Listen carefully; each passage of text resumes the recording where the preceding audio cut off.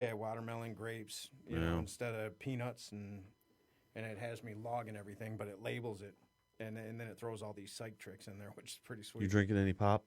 No, not at all. I'm never. I really don't. Oh, we're live. It's 6 o'clock, and we are live on Facebook, and I can start the encoder whenever you're ready. So, just go ahead. Just going. Yeah. All right, hold up, I'll point it.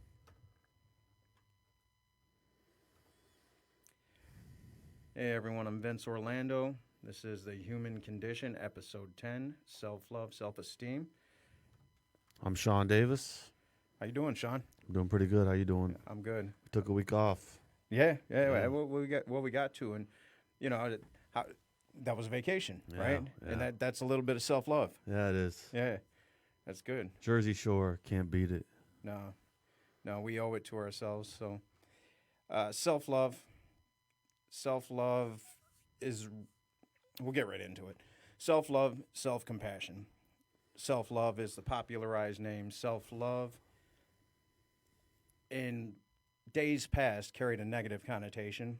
It was related to egotism, conceit, got a bad rap.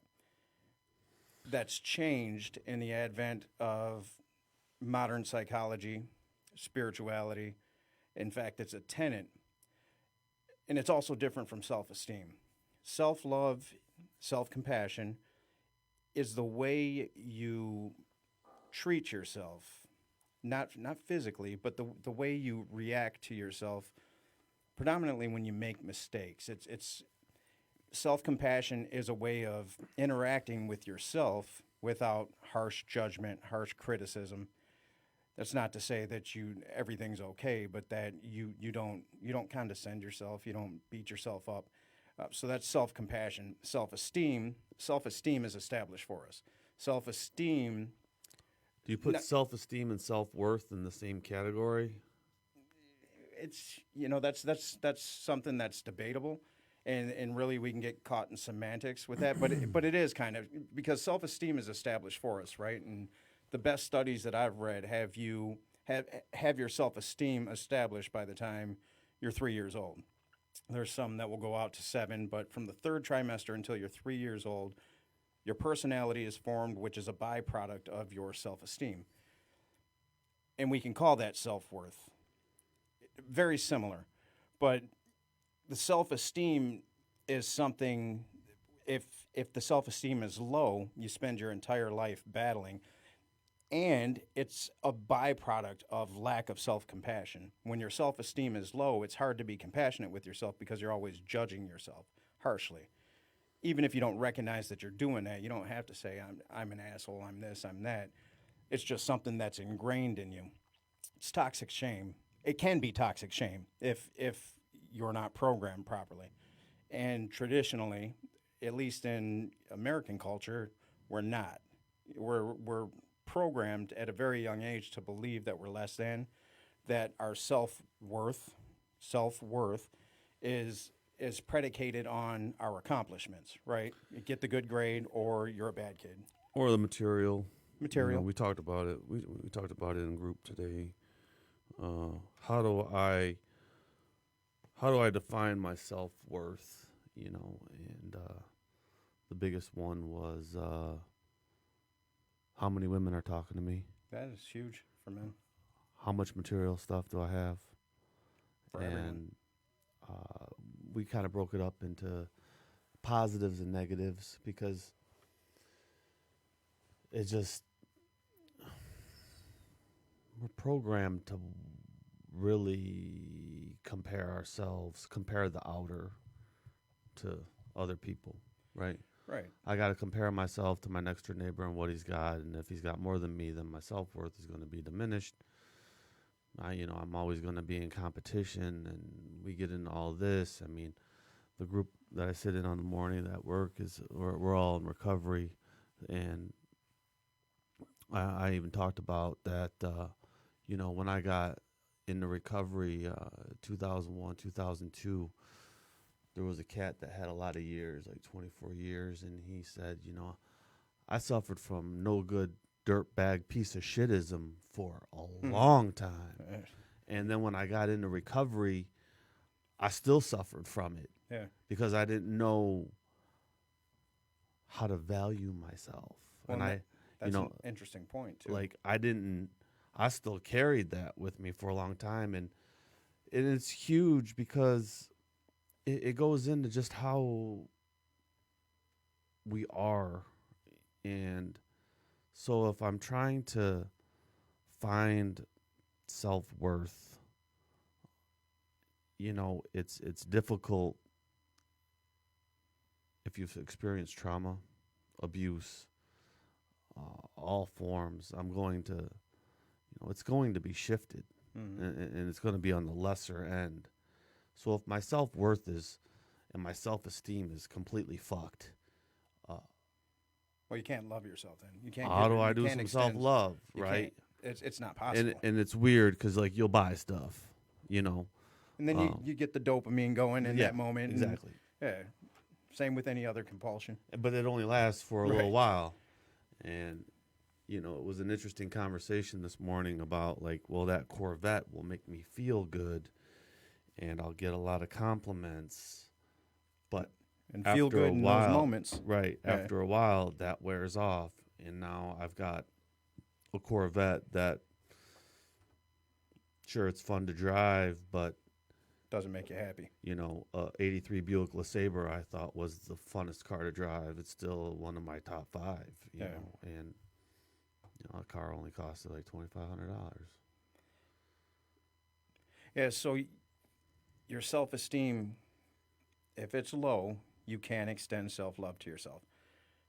Self-compassion allows for mistakes, and societal conditioning does not allow for mistakes. There's a drive towards, I don't want to say excess, even though that's where it winds up, but it comes down to something as simple as grades.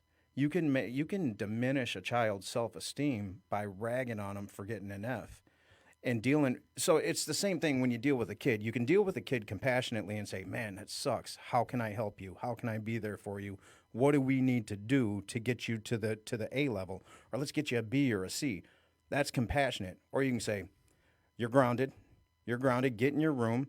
You're not leaving till next. You know what I mean? So you can make them Yeah. feel really bad about themselves. Or you can say, hey, we're human, so let's work through this. Now, that's what compassion is. And self-love is self-compassion. It's not the act of taking yourself out, even though that matters. Going like you just went on a vacation. You need that. You deserve that. You should get that kind of time with yourself. But that's not all it comprises of. It comprises of, if I make a mistake, I have to be okay with the fact that I made a mistake because I recognize the human in me as I do the human in everyone else. And you can tell a lot by a person in the way they interact with their children, because if they're real harsh on their kids, well, their self-worth is broken, right?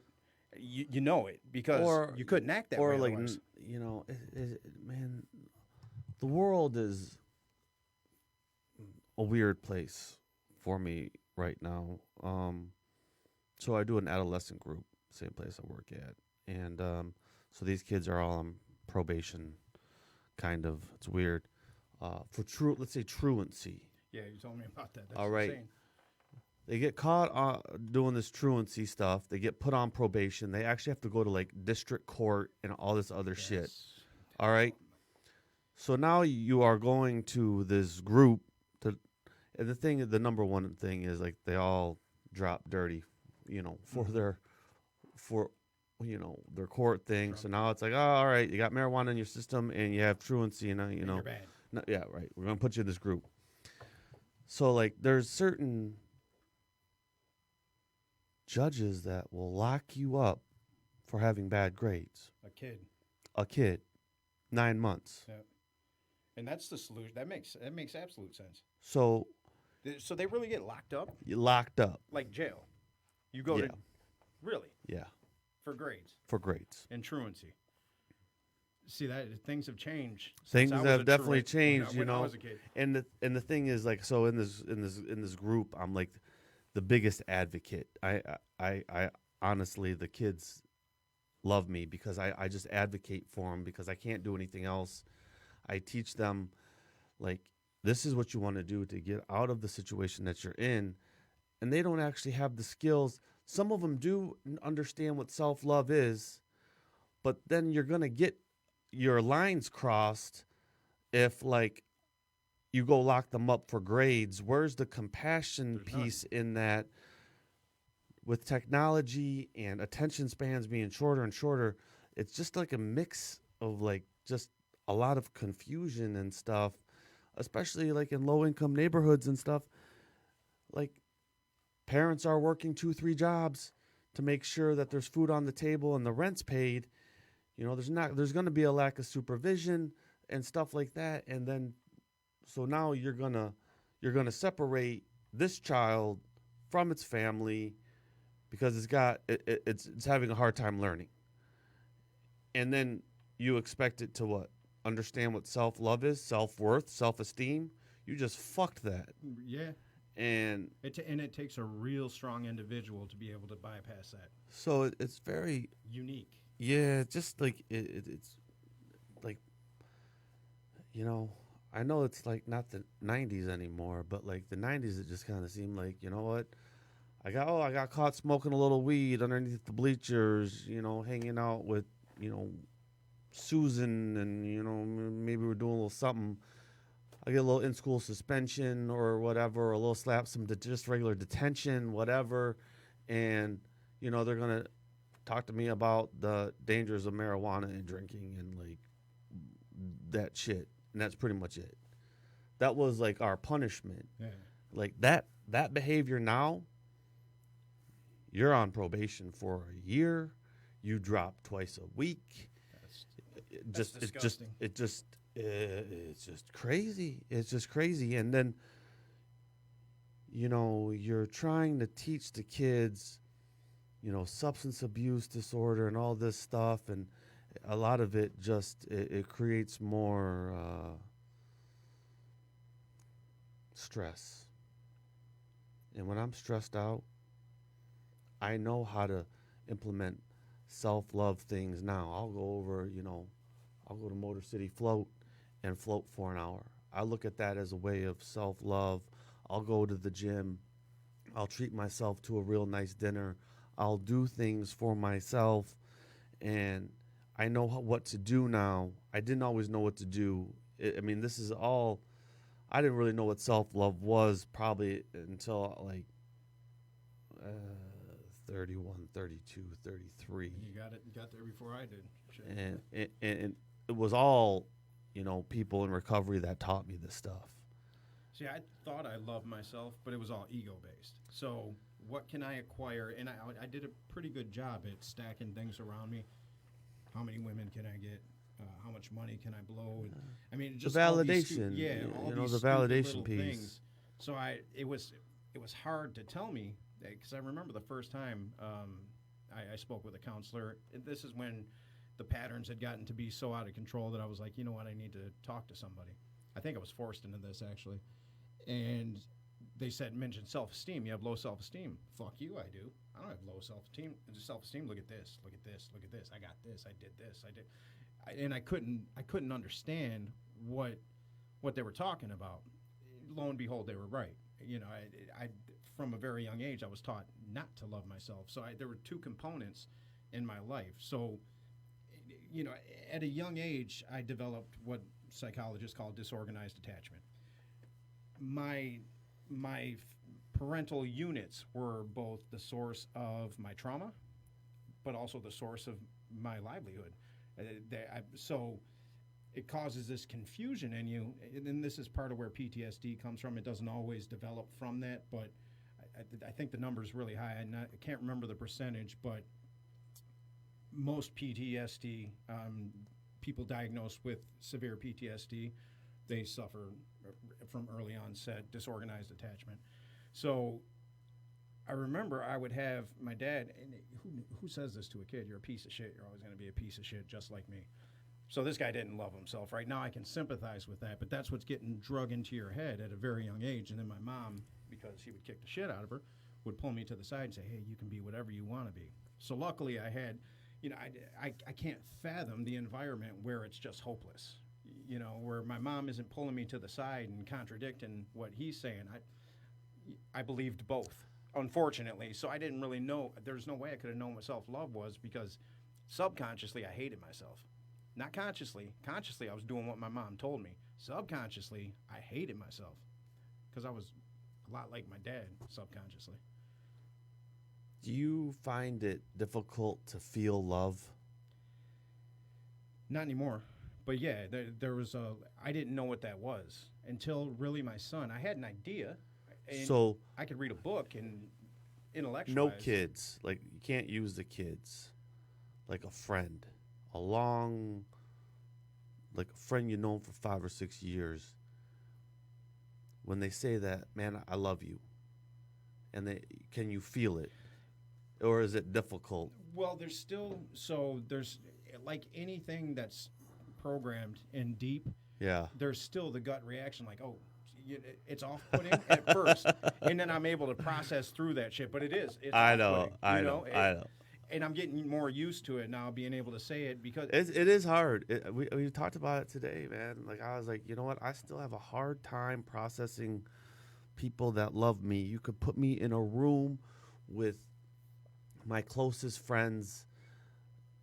So you mean difficult to receive love? Yeah. I can give it. I can give it, no problem. Yeah. But like, I love the way that I want to be loved, but in that it's hard to get in. Yeah, and that's that fragmented self, man. It's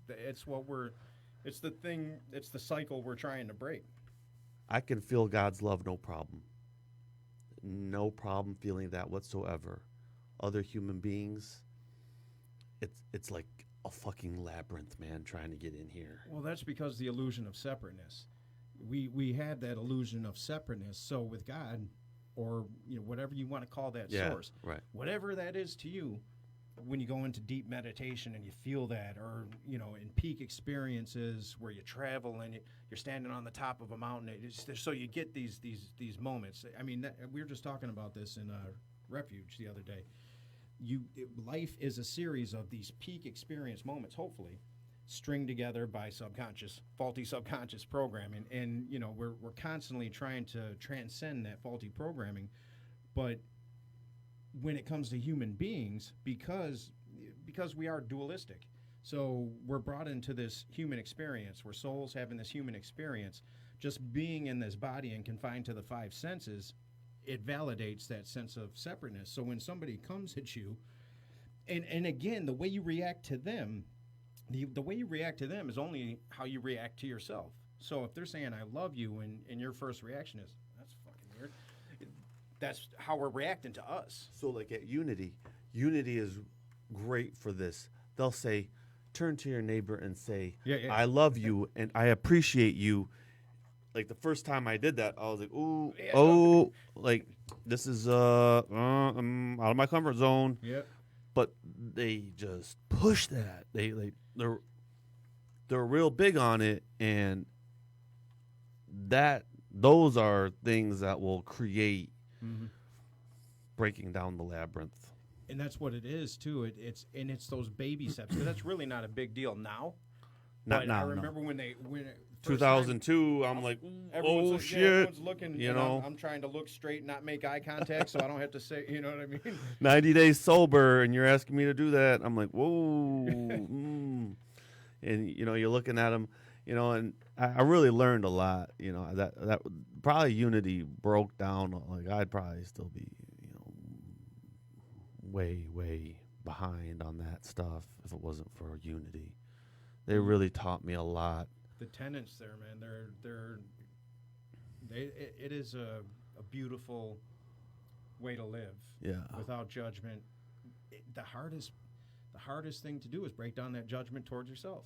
I struggle with it still, but at least now I've transcended enough to where I can see that the way that I speak to you, or I speak to my children, or I speak to anybody else, is a reflection of how I feel about myself. So I'm always going back inside now. It doesn't mean I don't make missteps, because I do all the time. but I'm able to bring it back to me and see, okay, what's off inside me. And it's easy to say, well, that person's an asshole. I try not to do that anymore. I try to say, why was my reaction? Because there's a difference between in the moment responding to something in a way that, okay, I got to walk out of this situation, or carrying it with you. Why did I carry that with me? Well, because something that happened in this interaction affected me at a visceral level, so I need to figure out what that is. And it's the same. I always had trouble taking compliments. Couldn't do it. Shied away from them. I didn't. Yeah. I wanted no compliment. And don't say you love me, but I'll love the shit out of you in the only way that I knew how. It's different now. But I still get the gut response. Like, we was talking this morning, like, because some of the dudes was like, man, I can't take a fucking compliment. And I was like, what I started out doing, because I had the same problem, was I'd say thank you. And then I'd even have like a little conversation like, man, I really appreciate that because I have a tough time taking compliments. And by doing that, I've gotten better. Does it still make me uncomfortable? I can receive compliments with people I know. Strangers giving me compliments, still throw me for a loop. What do you want? That's a little curveball up on there, and I was like, whoa, thank you. And it's just the way it is. That's, I think, a little self-esteem, self-confidence, self-worth. It's still figuring itself out. Well, and what's funny is we work hard for those compliments, and then when they come, we're like, oh, shit. Yeah. Let me get out of here. I didn't know you were really going to do it. Because deep down, I know for me, I can only speak from my experience, but I didn't feel worthy. When you're not worthy to your father, and again, it's all subconscious. That's nothing that I was carrying around. You wouldn't catch. I was so egotistical as a child. It was all the defense mechanism. It was all overcompensation. So egotistical. So you would never, I would always talk about how great I was, and I didn't believe none of it deep down. You know what I mean? That was deep down, I believed what I was told. You're a piece of shit. You're never going to be anything. And I've struggled my entire life to bypass And so that. now, can you accept a compliment without it affecting your ego? That was another one. That was we talked about this morning too. Yes. Yeah. Well, and I can, because the things that I'm done with soulless pursuits. Things that don't have the benefit of possibly transcending me to a new frequency. I'm not interested in. When it comes to money, I turn down shit all the time that could, might be able to make me a millionaire. Instant millionaire, take me to the next level of whatever. I have zero interest. I would rather the next level. Yeah, and I want that next level of frequency. I have no interest in soulless pursuits at all. So when people speak of, it's still awkward when they talk about things that I write, and when people comment, and it's hard to take them when they're in the inbox. And now I'm like, oh shit, I'm in a conversation. Now I have to engage in this conversation, but at the end, it always feels good. Before, I would duck the conversation. I would make some kind of self-deprecating remark about myself, make it a joke, and then I would exit the conversation. Do some sort of passive whatever to like get out of whatever the feeling was. Well, in the translation there is, it is self-esteem. We can't even let other people love us because deep down, we don't love ourselves. Now, in what we've gone through in our separate journeys and what we've transcended, we've learned that love of self is necessary, and not in love of self as it pertains to conceit, but self-compassion. We know that. We know that to be true. Because we know that to be true doesn't mean that it's true automatically. Like, there's still the stuff. In Refuge the other day, I was talking about, I've been a real asshole to my ego. So if we truly believe that we're all one, that everything's connected, well, how could the ego not be connected? It's all a part of our makeup. Our story is a part of our makeup. It's not who we are spiritually, but it's part of it. So I find myself wanting to separate my ego out from who I am and pointing the finger and saying, oh, my ego wants to do this. And is it ego? In the same way I have PTSD, it's just a label that helps me to understand things a little bit better, but it's me. So when I've alleviated my conscious thought process and gone into my abyss, that's when the ego comes out to play. It has full reign, and I'll point the finger and I'll be pissed at the way the ego acts out. All the ego has ever tried to do for any of us is protect us. That ego was formed from infancy on, and all it's ever really tried to do is protect us, like a parent that doesn't know what the fuck they're doing, but they're trying hard. Your ego needs self-love. So I haven't been giving it to it. I've been treating it like, so the same abuse that the ego took, abandoned, abused, all this shit that created the ego in the first place and put all of these defense mechanisms in place, all of that, I'm doing the same shit. Because, oh, my life's good now. My life's good. I've transcended this, so I don't need you, so fuck you, ego. And it's not cool. You know what I mean? I'm abusing that kid part of me in the same way that kid part was abused when I was a kid. And I realized that, and I'm like, I'm treating this as a separate entity, and it's not. It's a part of me, and I have to learn to embrace it. And Remember, there's two sides of the ego. There's the angel and the devil. Right, because that's what it is. The angel and the devil will still bicker. Right. And they don't need it. The higher self doesn't need to. It's like, what the fuck are you doing down there? You know what I mean? Like that's stupid. You're not separate. You're the same. Right. Now this part wants to act differently than the other part, but it's funny how they'll still be at odds. And I'll catch myself. So that was a really profound revelation for me, in that I got to quit being such an asshole to that part of myself that really just wanted the best for me. And why would that part of me not act out when I'm caught off guard? If I've drank too much and now all of a sudden because in PTSD you're the space that you have from stimulus to reaction, it's really reactive, but stimulus to response is this big. So I take anything to alter my consciousness, I'm susceptible to a flashback. So why would it not act out at the given opportunity? I would, you know what I mean? Even as an adult who knows better, if somebody, not so much now, but maybe 5 years ago, you treat me wrong, I'm going to look for ways to get you back. I'm going to look for ways to boost my self-worth artificially for the time being, just so I can feel like I haven't been ground into the dirt. I've been doing it wrong. You know what I mean? And that was a strong revelation. That's self-compassion, being compassionate with the parts of yourself that acted in a certain way before it knew better. That's a very important part, and I think people need to. We get so damn down on ourselves, and society wants us there. I'm not a conspiracy theorist by any stretch of the imagination, but there are ways that governments control people, right? Control the masses, well, and if you keep them fear-based. If I keep them fear-based and systematic less, thinking that. Keep them always grinding, right? And always. don't get them thinking. No. They're thinking a little bit too much. Put some fentanyl on the street and do some stuff. Change it up. Think about the original sin bullshit. Like, how do you get past that? You're born less than. Your only way to, and I'm not bashing Catholicism, but come on, the original sin, you're born a sinner, you're born less than. The only way to any type of transcendence is by worshiping. I don't know. I'm not familiar with that original sin stuff. You're born a sinner? In the context that they use it, sinner, bad. My parents weren't very spiritual. They were just kind of like, you can figure it out on your own. We just kind of... That's good, though. Just kind of figure it out on your own. And that was it. Yeah. I think that's good. Kids are smarter than we want to give them credit for. It was a lot of fun figuring it out. And then I think at some point I took on other people's perceptions of God or the Creator that no longer really worked for me. And,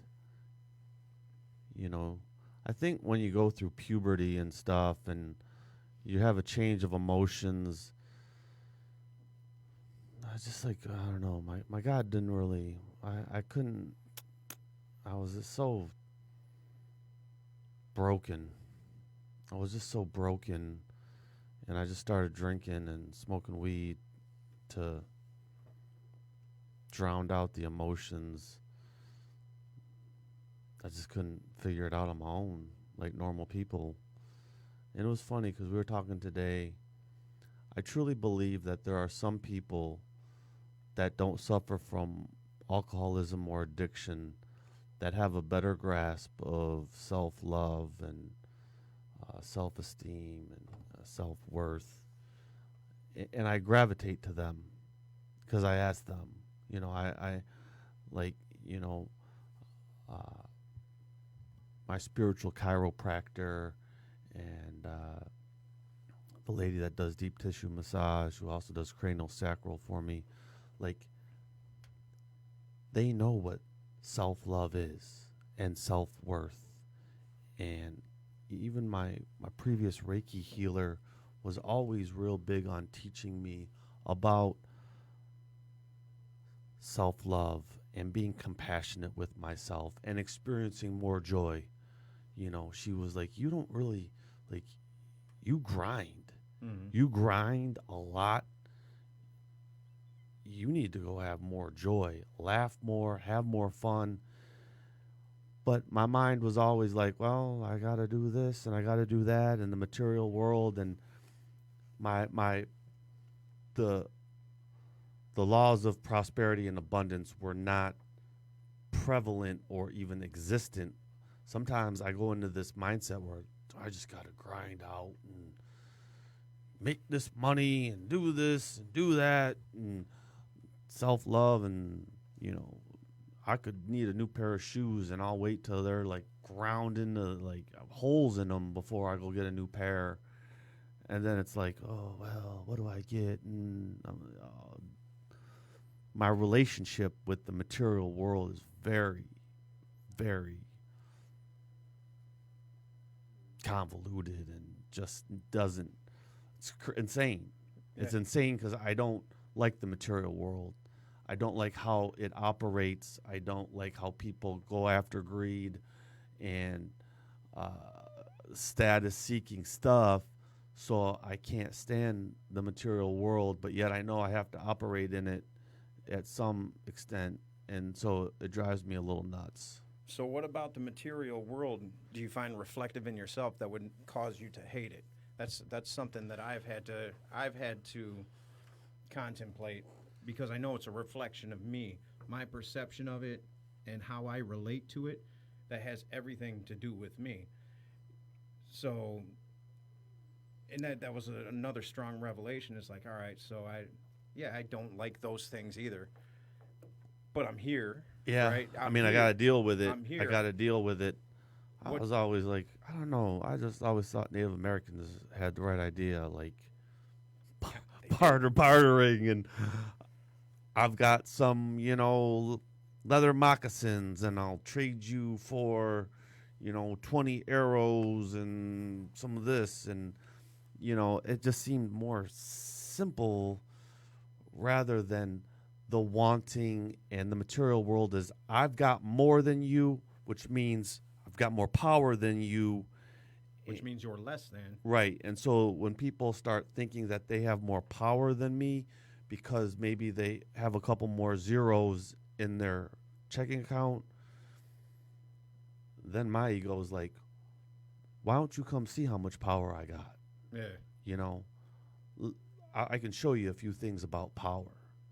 And that type of thinking, gets me into trouble because, then I get in a little like on that dark side, and I don't really like being there either, because once I'm on the dark side, self-worth, self-esteem, It self-love out the window. Yeah. It's gone. doesn't even exist.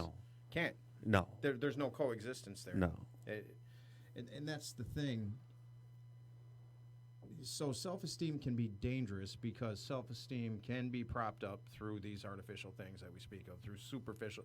By superficial means, you can boost your self-esteem. So it can be dangerous in the way you attain it. The only positive way to attain self-esteem is, well, there's a couple. You can be in service, which is going to boost your self-worth, self-esteem. So if you're in service of others, and that makes you, that's a currency. That's a currency that nobody can steal from you, right? So that's why service is such a huge thing in every spiritual every 12-step program, Teaching the tools that you have picked up on. being in service. I can't think of anything that makes me feel better than when I've helped somebody out. Yeah. Well, it changes your frequency when you do that. It It changes does. your vibration. And then the other thing is compassion. You know, just being. Greg Braden, I went to the Conference for Consciousness and Human Evolution out in London back in October, and Greg was one of the keynote speakers there. And I remember Greg talking about he had visited this monastery, and it was in Tibet. Took 16 days to get to it. Very secluded. They don't allow a lot of outsiders. They're not violent, but outsiders just don't come, and they're real. So he got to meet with one of the abbots, and he sat with the abbot, and he asked him, what is the binding force of the universe? And the abbot laughed a little bit and came back with compassion in his own language, translated. Greg left confused, and he got another experience at another monastery in Tibet again. Wasn't a 16-day hike, but anyway, spoke to another abbot. Said, hey, I talked to an abbot over at, I can't remember the name of the place. Can you tell me what the binding force of the universe is? Because, this guy told me compassion. And the guy looked at him, laughed a little bit, and said, it's compassion. And then Greg finally, he asked the question that had been plaguing him, well, I thought compassion was an act, something that you did. And the monk said, it's both. And then the light went off. So if you think about compassion as the binding force of the universe rather than an act that we give to ourselves or to an animal or to another human being, if you think about it as the thing that binds everything, it starts to take on a whole new life, because if you think of it, without the human consciousness, the way that and I'm going to go back to quantum physics, but the way subatomic particles act is in complete harmony with one another. Even a supernova, which we would view as cataclysmic, spawns life from that. So everything besides human beings, I mean, even Do you believe that the compassionate energy flow is broken? No, I think we're the break. I can feel when I have tension building up in my gut. I get it really, and I start to get tight. And I'm getting better at catching that, breathing through it, releasing it, but I feel it. So the human beings are that muscle to the universe. Human beings, because we have, and it is an ability, it's a beautiful, evolved trait. It's different than any other animal. We can contemplate our own existence, but we can also contemplate ourselves out of living, right? We contemplate it because we judge ourselves. And so, no, I don't think the force is broken. I think it's going to go on long beyond humans. But I do think that we block it. And I think that the evolution of human beings and our ability to contemplate these things and where we've gone now, we can look back at old traditions and say, wow, they really had it down, right? And then technology has kind of spun us into this more egocentric existence. But I think technology has also bound us in a way that we've never been bound before. And now, me, for example, a kid from Hazel Park, east side of Detroit, well, I can speak in the way that I speak because I've had access to information when I wanted to look. Now, me in my old neighborhood, I couldn't have looked for it because nobody had those books. I couldn't push a button back when I was a kid and get access to that kind of thing. Can it be used in a negative way? Absolutely. There's yin and yang to all aspects of humanity. But that's a long answer to a short question. I believe compassion is the binding force. I think that's God. That's source. It's infinity. I don't think there's a beginning and an end to that. And eventually somebody's gonna get it right. You know what I mean? Christ got it right. Gandhi got it right. Martin Luther King got it right. We view their demise as tragic, but the impact that they left in the universe, well, that's transcendent. That's what it's all about. So in America, how do you increase the compassion? Gandhi said it best: be the change. Right. That's all you can do is be a light. You can't try to change people, but you can change yourself. And when people see that, when people see somebody who's embodying, you talk about your chiropractor, and Yeah. when you see people that, when I met Deepak, he's Yeah, really that yeah. peaceful. You know, Yeah. that guy's really, and you get around that energy, and you're like, okay, well, He's a jokester. and he is, He's but a- he's, hey, yeah. that's joy. Yeah. That's, but you feel it. You feel the energy of some of these people that, I mean, I always wonder what it would have been like to be around Christ, right? To just be there and feel that energy. Or I wonder, would I have been like, who's that weirdo? You know, because he was a revolutionary. Right. And would I, Do we look at him as a weirdo? right. Where Who would is I this have guy? fallen? Where would I have fallen? Yeah. Now, I can say when I was 25, I would have been like, in Christ. You know what I mean? That's where I would have been. But now, I would have done anything I could do to be in that space. Strange. It is. Talk about self-love, Yeah. you know, and compassion. That Wayne Dyer did a study of, I think it was the 60 Greatest Teachers. It's a book called Wisdom of the Ages. And in that book, he found 3 traits among the greatest, what he considered the greatest thinkers, Christ being one of them. He said these three people, they had 3 things in common, all of them without question. They weren't power-driven, they weren't attached to outcome, and they were completely unattached to the good opinion of others. It's funny you say that because we talked about power this morning, and I said I don't want none. Power is very tricky with me, and I don't like having any of it. You know,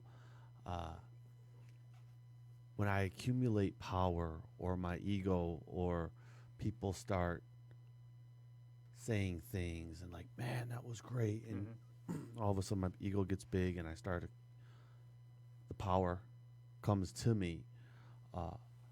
God usually checks me real hard, That's egoic power.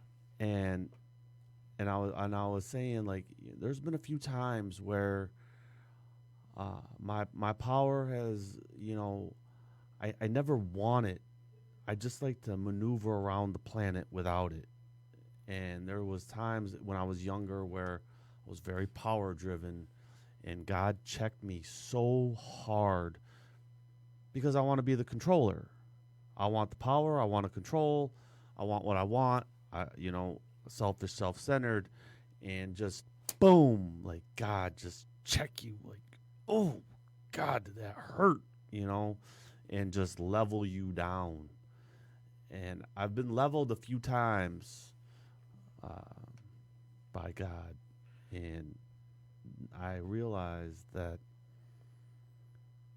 power isn't really all that it's cracked up to be. It depends. Egoic power, no, it's not.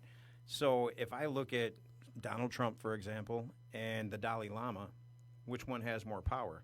There's going to be a lot of people that point to Donald Trump and his billions and his presidency and say that. I say no, absolutely not. I'm going to the one that causes the least harm. Right. So it's all perception. Viktor Frankl, what he did, being in a concentration camp and coming out and creating logo, that's power. That's true power. I remember I wrote a line in a movie. It was a horror movie, cut print. And the killer was saying, and this was a very sadistic way, that, the way that he's putting it out, but he said, you know what power is? And, my character's like, well, it's power's overpowering another person, making them, whatever the line was. And then he says, no, true power is giving the other person the perception that they have it. So true power, you look at a guy like Martin Luther King, who stands in love and mobilizes and completely changes the face of the planet. So is that power, or was he just utilizing his life's purpose and the gifts that God gave him? That's what power is. That's compassion. So if you play, and now he wasn't power driven. He wasn't looking for accolades or anything like that, and you could tell. And the speech he gave the day before he died, talking about how he was going to die. I mean, every time I see it, it gives me chills. Yeah. That is true power, because if the binding force of the universe is compassion, well, how much more compassionate can you get than to be willing to give your life to this purpose greater than yourself. That's power. Was he driven towards that as power? No. You know what I mean? That's just, he embodied what power is. So our perception is skewed as human beings. When we're confined to the five senses, it becomes an egoic pursuit, and then it's no good. It's the power you talk about when God says, nah, come here, stupid. You know, let me go ahead and give you a slap. I ain't going to kill you, but you're going to have to shift this in yourself. Yeah. I mean, it doesn't happen to everybody, because we go back to the example of Trump, and some people just live there till they die. Yeah. And then it's just, you're going to live it over until you get it right. And we can't prove it, but I believe it. I believe that, you know, the energy is neither created nor destroyed, and until that energy gets to a point where that's the thing too. I always wonder, does it ever rest? What happens with somebody like Christ or Martin Luther King when they transcend this, when they make their transition into that other realm? You know, John Lennon once said he looks at death as just getting out of one car and getting into another. I love that. Love that. Yeah, it's, you know, I believe it's true. I just really, I was like, I like that a lot. And if you believe that, then you don't need to cling to these worldly things, and you definitely don't need to cling to your broken self-esteem. The self-esteem that you didn't create for yourself, that you've been perpetuating as an adult because you didn't know better. You don't need to cling to those old ideas. We have to uncover those ideas. That's where things like addiction, compulsion, tragedy, because for the most part, human beings don't change by choice. Something has to happen to rattle you, for the most part. Something. For me, it was a good trauma. It was my kids. And that, when my son was born, it shook me to my core, this unconditional love that I'd never felt. But it's that's where those things become beautiful, because if you can learn the lessons that they're trying to teach you, you can get to that place. And me, like I said, I'm not interested in soulless pursuits. I want to embody that. I know these things. I can get to them most of the time. It's still not second nature. My ego still runs the show on a lot of occasions because it's my go-to mechanism. So for me, I would like to embody, even for a day before I pass, embody the space that somebody like Jesus Christ or Gandhi or Mother Teresa, that they embody that space and know what that feels like to just be a light, to have a purpose larger than yourself, to not be bound to what the world around you tells you should be bound to. I think that self-compassion. When you realize that you are connected to every living thing, and you can walk around with that mentality without having to get into that mentality, that's what it's probably close to. That's the space. That's the space where we talk about flow, right? Feeling the flow. Compassion flows. It flows from the beginning of time to the end of time. We can look at the world now and say, oh, it's so bad. Every generation talks about how bad it is. But the truth is the population continues to grow, because no matter how bad it is, you go back to a neighborhood. I grew up in this neighborhood where the parents don't have hope, and they still change diapers, and those kids still grow up to be adults. So there's compassion in there somewhere. There's an innate compassion. Even if you're hopeless, right? You don't see any way out, and you extend that to your kids without knowing it. It's a lot easier to throw that kid away.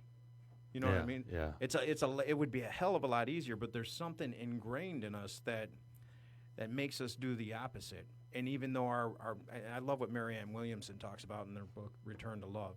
Every act is a cry for love in some form or fashion. Even the terrorist that's over there chopping people's heads off. If you look at the way that these kids were raised and the hate, and that act right there is I'm not justifying it in any way, shape, or form, but it's a cry for love. It's a twisted cry for love. But at the end of the day, you want somebody to pat you on your back. Right. You want to feel connected. Same with serial killer. I mean, this is where my mind goes when I start thinking, can I truly love everything and everybody on this planet like Christ would? Christ didn't hang with the politicians. He was. Or would you just look at that as that they're connected to? As you have compassion for them, you just understand that they're connected to more of the darkness, And so you're going to have dark and light. You know, you're going to have that duality. Mm-hmm. But even in the duality, I'm still compassionate towards the darkness. You have to be. It's a Right. it's a prerequisite. So then for you our understand. transcendence. You understand that it's still in the flow. The There's- darkness is still going to be. You just can't have light. No, it allows you to sympathize and empathize. When you get to that level of consciousness, you can really start to say, "Oh man," rather than "fuck you." You're a piece of shit. You're this. You're that. You're this is bad. This is good. I mean, even with I don't know why Trump keeps coming up in this. Probably because he's so talked about. But it's so easy to point a finger over there and say this is bad. This is good. You know what I mean? It's so easy to do that. But what really needs to be done is like, wow, that if you've ever read anything about just him in particular, not picking on the guy, but the way that he was raised, and like he's a child, he's a grown toddler that never really had love. Honestly, I mean, he's a great study for just basic psychology, like the narcissism, and you look at it and you can engage in the hate banter, right? And stand behind the guise of virtuosity, which a lot of people do. That's the problem with the radical left, is they stand behind the guise of virtuosity. They find good causes, good human-driven causes, humanity-driven causes. Then they stand behind the guise of that, and they spew hate. All you're doing is fueling the fire. It's at a certain point, humanity's got to take a step back and say, I understand. I don't agree with you, but okay, I'm going to pray for you. In the best way that I can. The fire is out of control. It is. For sure. I mean, I say and some people like to fuel the fire. That's their thing. It's just dopamine. It's just. You feel connected when that dopamine gets triggered. When the POTUS is, loves to fuel the fire. Now we're all fueling fire or trying to put it out. It got everyone going. And the only way to extinguish it is to be the light. If Yeah. you engage in the rhetoric, the back and forth, you're done. You're done. All you've done is fuel it. Now the fire's bigger, and that's what is happening. Is that the fire continues to grow larger and larger. So all you can do is be the light. Stand fast in your truth. Can't do that without. You got to be compassionate towards yourself first, because if you're not, you can't truly unconditionally love everything around you until you get to that place within yourself. It's impossible. It's impossible. We got the sign 2 minutes. You got anything to say in closing? This was a real good episode, man. Yeah, we went in on some Yeah. self-love. Yeah. Dug into a lot of different stuff. I just want to enjoy the journey. It's all about enjoying the journey. It is. It is. And we got the finger. And that's me. We got the finger, so keep the comments coming. Love yourself. Easier said than done. I'm still trying every day. But keep the comments coming. The ideas for different subjects, and we'll keep talking about them. We're going to get some guests in here. We're going to get some guests in here in the real near future. We'll keep everybody posted. It's a human condition. Thank you. Thank you. Mics are off.